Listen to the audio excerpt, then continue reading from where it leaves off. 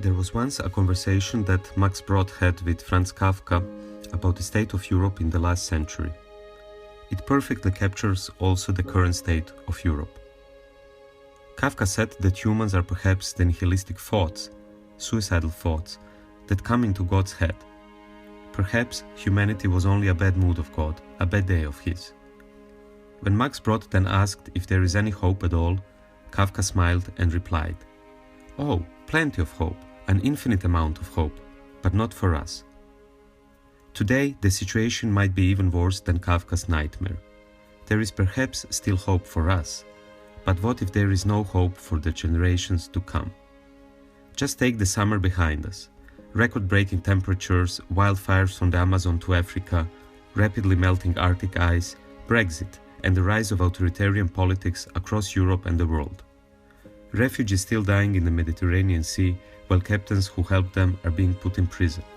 Microplastics in the oceans and thousands of species going extinct. So many signs from the future which seemed like science fiction only a few years ago.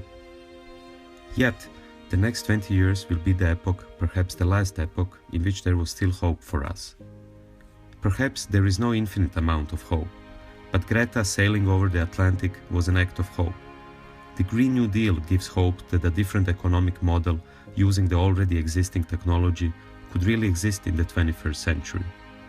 People uniting and protesting authoritarian politics across the world and people helping refugees bring back hope. In the next 20 years, as global challenges from geopolitics to climate crisis, from technology to sovereignty will come with even higher stakes, Europe will have to radically reinvent itself or it will disappear. In the next 20 years, as the climate crisis becomes worse and the sea levels rise, Europe will be faced with millions of climate refugees, mainly from the global south. Will the answer be more walls and more borders?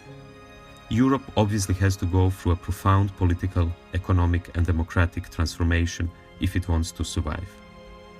There is no infinite amount of hope, but there is still hope for us, and we have the responsibility to create hope for those to come.